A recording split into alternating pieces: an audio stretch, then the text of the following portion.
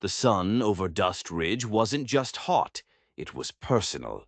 It beat down on the cracked earth like a blacksmith's hammer, trying to pound the whole sorry town into dust. And riding straight into the middle of it was a man named Jake Morrison. He had a simple plan: get in, get supplies, get out. The same plan he'd used in a dozen other towns just like this one. But Dust Ridge was different. He just didn't know it yet. He didn't know that this town, this day, was a hinge on which the rest of his life was about to swing. Because in a town full of broken dreams, he was about to find one that would either save him or get him killed. Jake rode his mare down the center of the only street, his eyes scanning everything. The general store, the saloon with its busted swing doors, the sheriff's office that looked more like a cage. He was 32, but the trail had carved another 10 years onto his face. His jaw was tight, his gaze hard. He was a man running from something, and he'd gotten so good at it, he'd almost forgotten what it was. Almost. He told himself he just needed flour, beans, coffee. The usual. Enough to push him further west, further into nowhere. He swung off his horse in front of a place called Morrison's General Store. The irony was a bitter taste in his mouth. A name he was trying to bury was right there, painted on a sign. He stepped onto the boardwalk, his spurs making a lonely sound in the afternoon heat. The bell on the store door was a tired little jingle. Inside, it smelled of sawdust and pickles. A balding man behind the counter eyed him like he was a stray dog looking for a place to die. "Help you?" the man asked, his voice flat. Jake listed off his needs, his own voice raspy from disuse: flour, coffee, beans, salt pork. As the shopkeeper moved, Jake's eyes fell on the wanted posters tacked to the wall. He saw the faces of desperate men, and for a half-second he expected to see his own. The thought sent a cold shiver through him, even in the blistering heat. "That'll be $8.50, the shopkeeper said. Jake paid, his hand steady, betraying none of the turmoil inside. As he turned to leave, the shopkeeper leaned in close. "Word of advice," he whispered. "Sheriff's been jumpy. Some trouble with claim jumpers. Best you move on 'fore sundown." Jake just nodded, shouldering the heavy sack. He had no plans to stay. He was a ghost, and ghosts don't linger. He stepped back out into the blinding sun, ready to disappear again. But that's when he saw her. Across the street, sitting on the steps of a derelict church, was a woman in a wedding dress. It wasn't a clean, crisp wedding dress. It was torn, stained with dirt, and what looked like old blood. It was the color of a promise that had died a long, hard death. And when she looked up and their eyes met across that dusty street, Jake Morrison's simple plan to get in and get out shattered into a million pieces. He just didn't know it yet. He thought he was looking at a woman in trouble. He had no idea he was looking in a mirror. Every instinct Jake had, every lesson learned over 10 years of running, screamed at him to get on his horse and ride. Don't look. Don't stop. Other people's problems are anchors, and he was a man who needed to stay adrift. But he couldn't move. The woman in the tattered wedding dress stood up, her movements slow, deliberate, as if she was holding herself together with sheer will. She crossed the street, her bare feet making no sound on the packed dirt. Her face was thin, her cheeks hollowed out by hunger, but her eyes held a fire that hadn't been extinguished. "Not yet. Please, sir," she said, her voice a strange mix of educated polish and desert rasp. "I saw you come from the store. Could you spare anything?" Jake looked from her face to the heavy supply sack on his shoulder. It was his ticket out, his shield against the world. Sharing it meant tying himself to her even for a moment. But the words came out of his mouth before he could stop them. "When's the last time you ate?" Her chin lifted, a flicker of pride in the midst of her desperation. 2 days, maybe 3. He set the sack down. His mind was yelling, "Fool, what are you doing?" But his hands were already pulling out a small parcel of jerky and hardtack. He held it out to her. Her eyes widened, not just with hunger, but with a shock that someone had shown her a kindness. She took it with a trembling hand. "I'll repay you," she whispered. "I promise." "No need," Jake said, his voice rougher than he intended. He should have left it at that. Tipped his hat, mounted up, and become a memory. But he stayed. "You running from something or to it?" A laugh escaped her lips, but it had no joy in it. "Both, I suppose." She told him a story, a fiancé in Tombstone, arranged by her father back east, an arrival that ended in disaster. He wasn't what he seemed, Jake guessed. She shook her head, her green eyes hardening. Oh, he was exactly what he seemed. That was the problem. A chill went down Jake's spine. Her words were too close to his own truth. He felt a connection to this stranger that scared him more than any bounty hunter. Just then a shadow fell over them. Sheriff Tom Bradley, a man with a gut that strained his vest and a mustache that drooped with suspicion. "Everything all right here?" he asked, but his tone said he was looking for trouble. His eyes lingered on Jake, then shifted to Maggie, a nasty smile playing on his lips. "That's some dress for traveling, miss. You with a theater troupe?" The mockery was thick. Jake's hand drifted, almost unconsciously, toward the Colt peacemaker on his hip. He forced it to relax. "Just passing through, Sheriff," Jake said, his voice level. "And you?" Bradley said, ignoring Jake and staring at Maggie. "We don't like vagrants in Dust Ridge. I suggest you both be on your way before the sun sets." The sheriff swaggered off, leaving a toxic silence behind. Maggie stared at the dust, her shoulders slumped. "He's right," she said, her voice barely a whisper. "A woman alone, dressed like this. I'm a problem." Jake looked at her, then at his horse, then at the open road stretching west. The road meant safety. The road meant freedom. But as he looked at Maggie Caldwell, he saw a different kind of freedom. The freedom to stop running, to do something right for a change. What if you weren't alone? The words were out before he could think. They hung in the air between them, heavy and dangerous. Maggie's head snapped up, confusion in her eyes. "What did you say?" Jake took a breath. "I'm headed west. You're headed west. I provide the supplies and protection. You help with the camp. A partnership."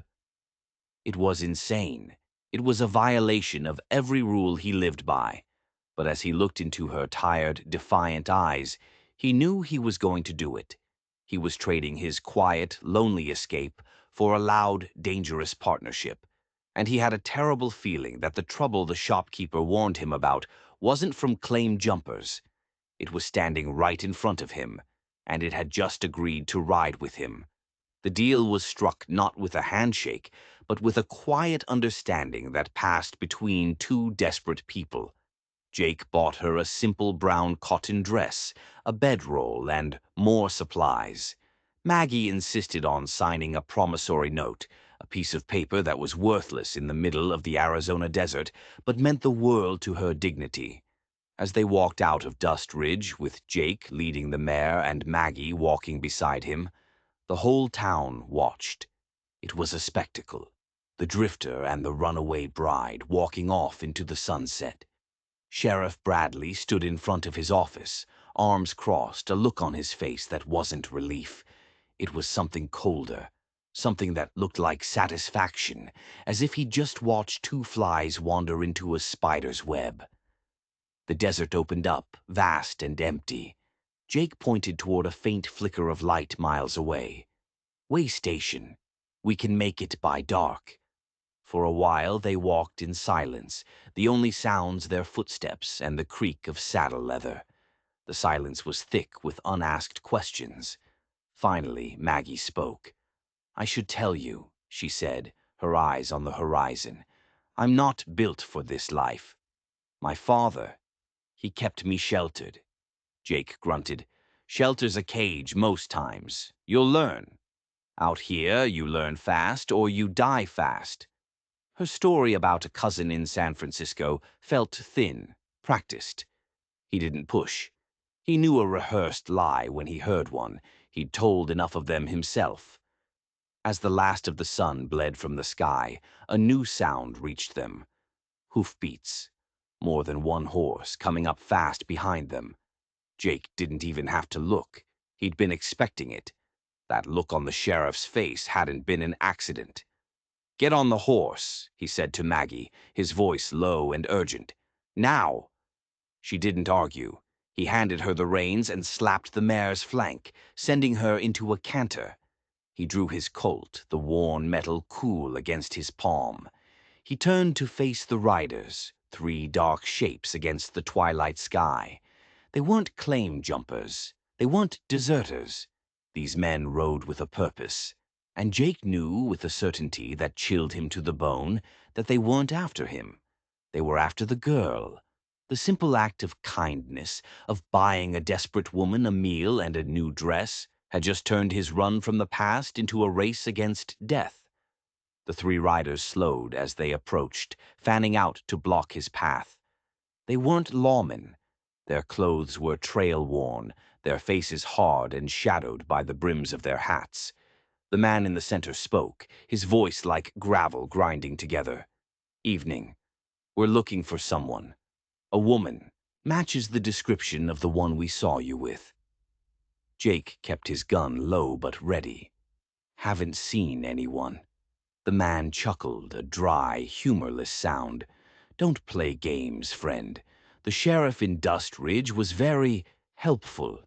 Told us a man matching your description rode out with a lady in a brand new dress, a lady who arrived in town wearing a wedding gown. So Bradley had sold them out." Jake wasn't surprised. He was angry. Angry at himself for being so stupid, so careless. "She ain't with me anymore," Jake lied, his eyes darting between the three men, calculating angles, chances. "We had a disagreement. She went her own way." The man in the center leaned forward on his saddle horn. "See, I don't believe you. Mr. Blackwood is very particular. He wants his property returned, unharmed if possible. He's paying us well for her." Blackwood. The name landed like a stone in Jake's gut. Silas Blackwood. He wasn't just a jilted fiancé from Tombstone. He was a name whispered in back alleys and smoky saloons from Arizona to California. A man who ran rackets, guns, and people. A man who bought lawmen like Sheriff Bradley and owned entire towns. And Maggie wasn't his runaway bride. She was his property, an escaped possession. And now Jake was caught in the middle. The jerky and hardtack he'd given her was starting to feel like the most expensive meal he'd ever bought. "I don't know any Blackwood," Jake said, buying time. He could hear the faint sound of his mare's hoofbeats fading into the distance. He needed to give Maggie more time. "And I don't care about your business." The lead rider sighed. "We can do this easy or we can do this hard. Just tell us which way she went." Jake gave them a slow, cold smile. "I'm thinking hard is the only way you boys understand." Before the words were fully out of his mouth, he dove to the side. A gunshot ripped through the air where he'd been standing. The desert night exploded into chaos. Gunfire, the terrified whinny of horses, the shouts of angry men. Jake landed behind a small rocky outcropping, firing two quick shots. One of the riders screamed and fell from his saddle. One down, two to go. But he knew this wasn't the end. It was just the beginning. He had taken on Silas Blackwood's men. He had declared himself an enemy of a man who ruled this territory through fear. His plan to disappear had failed spectacularly. Now his only plan was to survive the next 5 minutes. The firefight was short and brutal. Jake was faster, smarter. He used the terrain, the fading light. The second man went down with a shot to the chest. The leader, the one who did all the talking, spurred his horse and fled back toward Dust Ridge, probably to get reinforcements. Jake didn't waste a bullet on him. He knew the man would be back, and he'd bring more guns with him. He holstered his smoking pistol and ran, following the tracks of his mare. He found Maggie less than a mile away, hiding in a dry wash, holding the horse's reins with white-knuckled hands. Her face was pale in the moonlight, her eyes wide with terror. "I heard gunshots," she whispered. "I thought—" Jake cut her off. "They were after you. They work for a man named Blackwood." He saw the recognition, the fear in her eyes. The story about a simple fiancé crumbled to dust. "You need to tell me everything," Jake said, his voice hard. "No more lies. Who is Silas Blackwood, and why does he want you back so badly he's willing to kill for it?" They made for the way station, moving as fast as they could. Maggie finally talked, her voice trembling. Silas Blackwood wasn't a fiancé. He was the man her father, deep in debt, had sold her to. A business transaction. She was supposed to be his wife, a pretty piece of property to show off. But she'd found out more. She'd stumbled onto his ledgers, books that detailed his entire criminal enterprise. Names, dates, payments to men like Sheriff Bradley. "I took a page," she confessed. "Just one. As proof. As insurance. I have it sewn into the hem of my old dress. The wedding dress. The one she'd left behind the general store in Dust Ridge. The one single piece of evidence that could bring down an empire. And it was sitting in a trash heap in a town run by a sheriff on Blackwood's payroll." They reached the way station, a single adobe building with a flickering lamp in the window. An old man named Diego greeted them, his face wrinkled and kind. He offered them food, water, a safe place to rest. It felt too good to be true. As Maggie tended to the horse, Jake spoke to Diego in hushed tones. "We were followed. Had some trouble a few miles back." Diego nodded sympathetically. "The desert is a dangerous place, senor. You are safe here. No one will bother you." But as Diego turned to get them some stew, Jake saw it. A glint of metal under the old man's poncho. A brand new telegraph key tucked away on a small table in the corner. There was only one reason a man in a remote way station would have a new telegraph key: to send messages, to tell people like the rider who fled, or Sheriff Bradley, that his targets had arrived. They hadn't found a sanctuary. They had walked right into another trap. The stew Diego served was hot and thick, but Jake couldn't taste it. Every nerve was on fire. He watched the old man, who bustled around with a gentle smile, pretending to be a simple, kindly host. But Jake saw the way his eyes kept flicking to the dark road outside. He was waiting.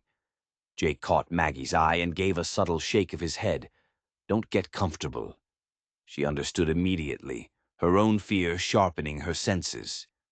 "I'm very tired," she said to Diego, her voice feigning exhaustion. "Is there a place I can lie down?" Diego showed her to a small, windowless room in the back.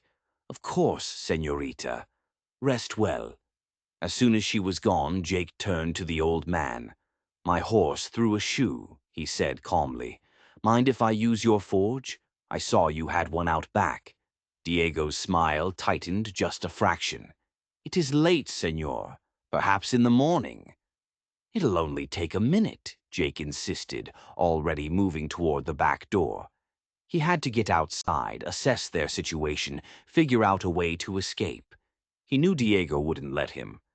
As he reached for the door, the old man's voice, no longer kind, stopped him. "I would not do that if I were you." Jake turned slowly. Diego was holding an old, sawed-off shotgun. It was pointed right at Jake's chest. "Mr. Blackwood pays me well to be his eyes and ears out here," Diego said, his face a mask of cold business. "He will be very pleased to know his property has been located, and that the man who interfered with his business is here too." The trap had sprung. They were caught. No way out. But Diego made a mistake. He thought Jake was just a drifter. He had no idea who he was really dealing with. Jake held his hands up slowly, a look of surrender on his face. "All right, old man. You got me." It was exactly what Diego wanted to see. The old man relaxed, a smug look on his face, and in that split second of overconfidence, Jake moved. He kicked the wooden table between them, sending bowls of stew flying. The shotgun discharged, the blast tearing a hole in the ceiling as Diego stumbled back. Jake was on him in an instant, disarming him, slamming him against the wall. "How many are coming?" Jake snarled. Diego, terrified, stammered, "The sheriff. He's coming from town. The other one. He rode for the Black Creek gang. They'll be here by dawn." Dawn was only a few hours away. They had to run now. Jake tied up Diego and burst into the back room. Maggie was already on her feet, her eyes wide. "I heard the shot. We're leaving," he said, grabbing their supplies.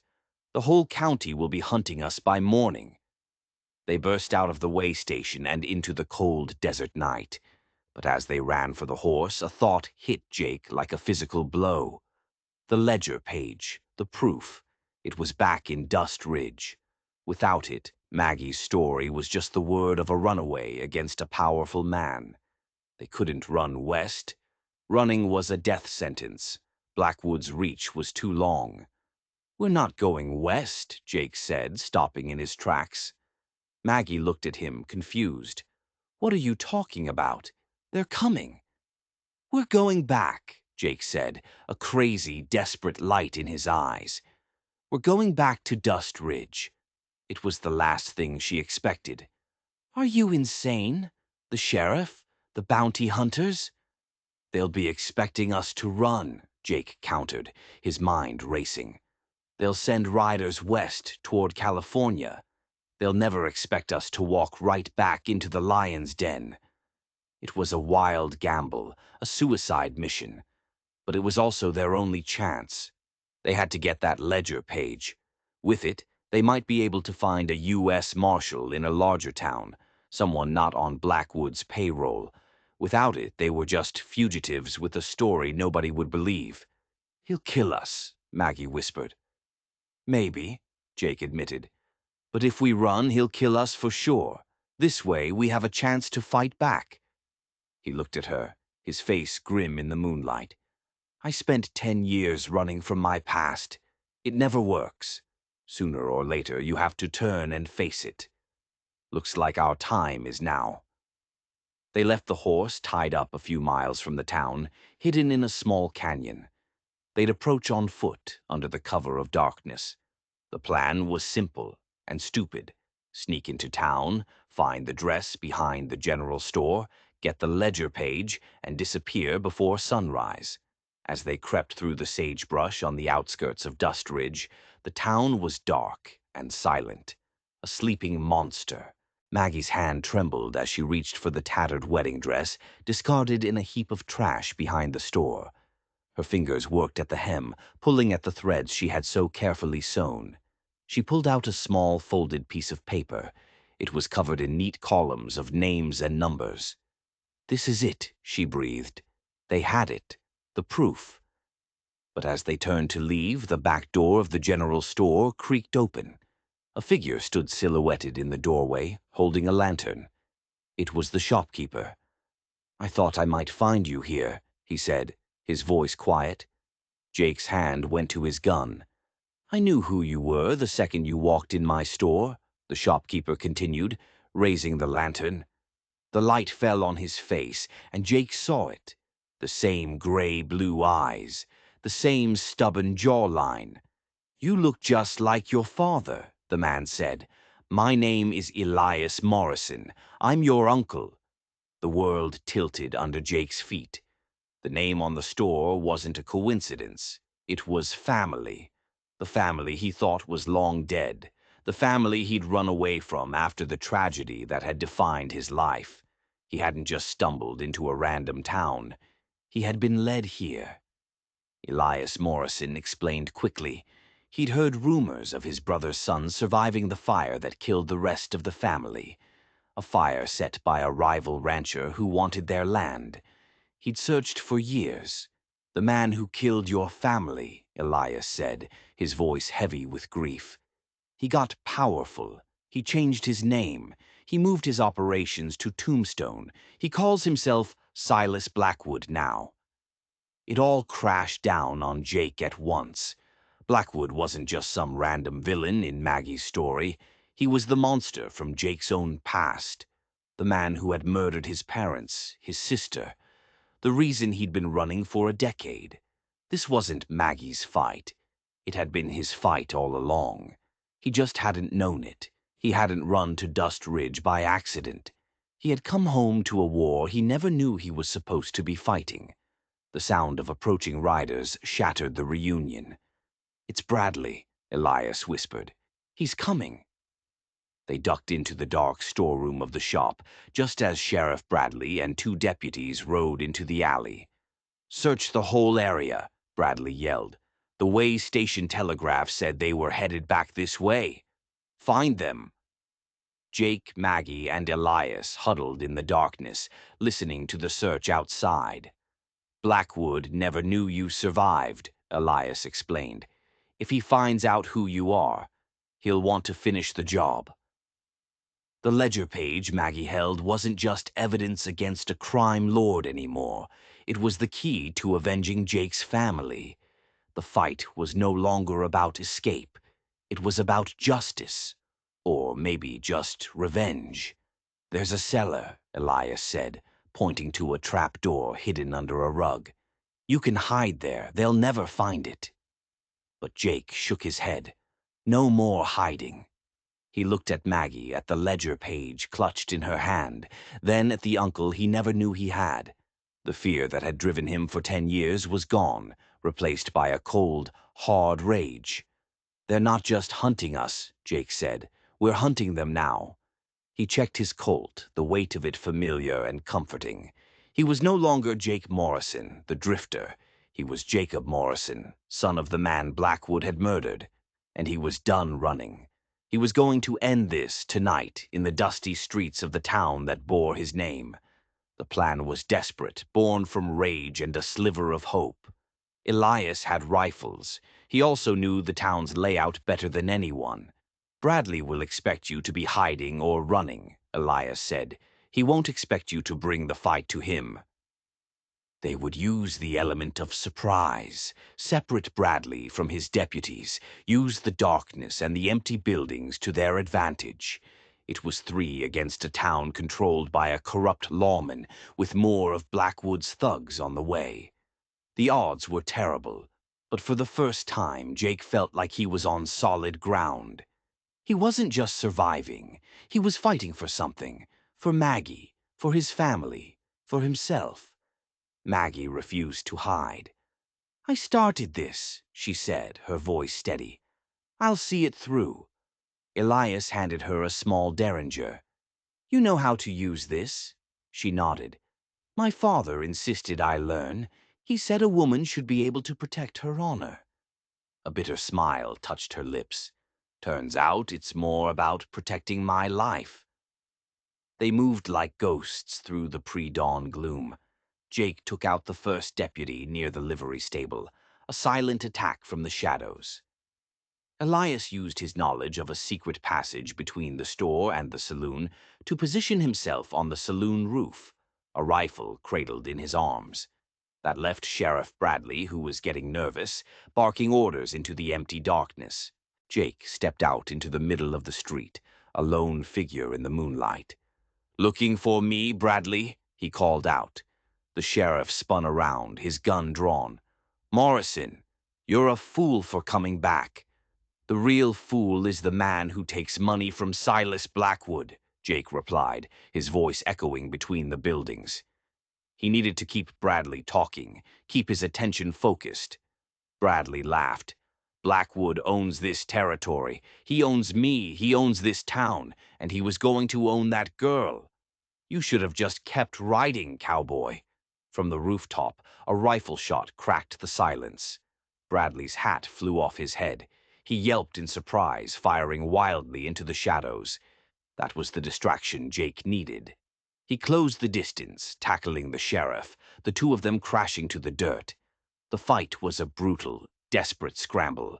Bradley was bigger, but Jake was faster, fueled by years of pent-up rage.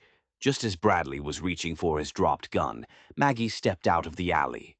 She held the tiny derringer in both hands, her arms shaking, but her aim steady. "Don't move, Sheriff," she said, her voice ringing with newfound strength. Bradley froze. It was over. They tied him up in his own jail cell, the second deputy locked in the cell next to him. As the first rays of sunlight hit the town, Dust Ridge was theirs. But they all knew the victory was temporary. The rider who had escaped the first ambush, the Black Creek Gang. They were still coming, and when they arrived, they wouldn't be looking to make arrests. As dawn broke, Elias used the telegraph in the sheriff's office.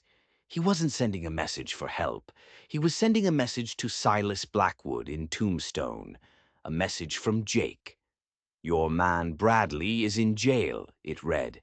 "I have your ledger. Come and get it. J.M." It was an open challenge, a declaration of war. Maggie was horrified. "You're inviting him here?" "He was coming anyway," Jake said. "This way we do it on our terms. On our ground." He was turning Dust Ridge from a trap into a fortress. Elias started gathering the few townspeople he trusted, old-timers who hated Bradley and what the town had become. They weren't many, but they were determined. They barricaded the streets, took up positions in windows and on rooftops. A town of forgotten souls was preparing to make a stand. The hours ticked by. The tension was unbearable. Jake found himself on the roof of the general store, the Morrisons' sign at his back, looking out at the road leading into town. Maggie came and stood beside him. "You're not just doing this for me anymore, are you?" she asked softly. Jake shook his head. "His real name isn't Blackwood. It's Carver, Frank Carver. He killed my family for a piece of land that wasn't even his." He finally told her the whole story. The fire, the escape, the 10 years of looking over his shoulder. "I ran because I was a scared kid," he finished, his voice thick with emotion. "I'm not a kid anymore." She placed her hand on his arm. "My father sold me to a monster to pay a debt. Your family was killed by that same monster for a piece of land. We were both treated like property. Maybe we can take our lives back, together." In the late afternoon, they saw it, a cloud of dust on the horizon. It was a small army, at least 20 riders with a man on a black horse at their head. Silas Blackwood, a.k.a. Frank Carver, had come in person. He rode into the empty street, his men fanning out behind him. The town was silent, waiting. "Jacob Morrison," Blackwood's voice boomed. "I heard you were dead. Imagine my surprise. Come on out, boy. Let's finish what I started all those years ago." Jake stepped into the open on the rooftop. Their eyes met across the distance, a decade of hate passing between them in a single moment. "It ends today, Carver," Jake yelled back. Blackwood laughed. "It ended 10 years ago. I'm just here to clean up a loose end and to collect my property." He gestured toward the town. "Kill them all," he ordered his men, "and bring me the girl." The battle for Dust Ridge began. Gunshots erupted from every window, every rooftop. Blackwood's men were caught by surprise, expecting a simple retrieval, not a coordinated defense.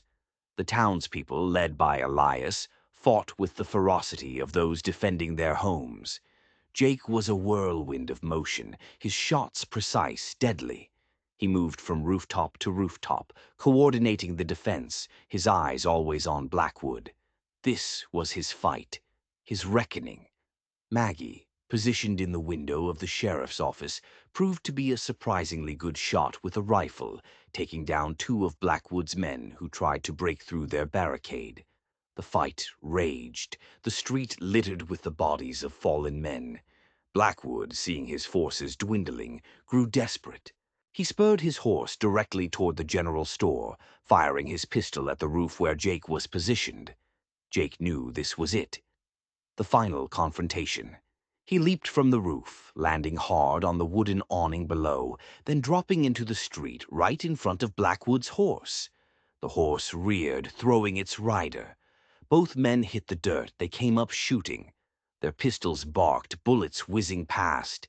It wasn't about skill anymore, it was about will. They were two ghosts from the past, locked in a final deadly dance. A bullet grazed Jake's arm, stinging like fire. Another tore through Blackwood's shoulder. Both men were out of bullets. They threw their empty guns aside and charged, tackling each other, rolling in the dust, a storm of fists and fury. It was raw, primal, a fight 10 years in the making. Finally, Jake got the upper hand. He pinned Blackwood to the ground, his hands around the man's throat.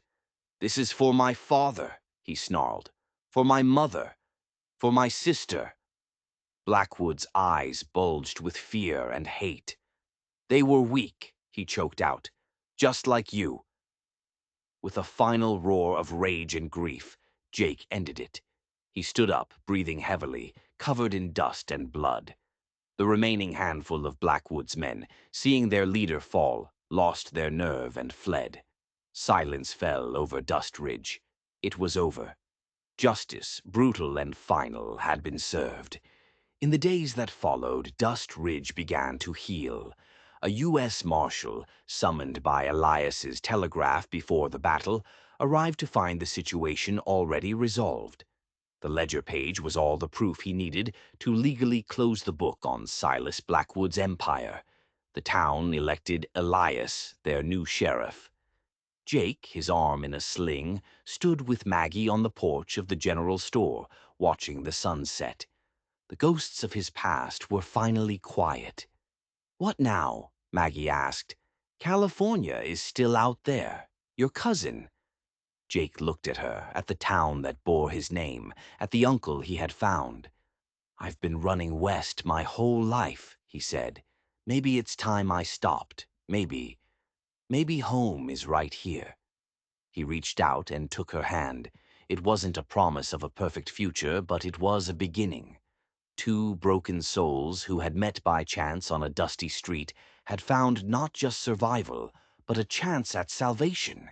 They had faced down their pasts and, against all odds, had earned themselves a future. Their story became a legend in that part of the country, a reminder that even in the darkest of places, courage and a little bit of hope can change everything. And it all started with a simple plan to buy a bag of flour. If you enjoyed this story of justice in the Old West, don't forget to hit that like button and subscribe for more tales that prove the past never stays buried for long.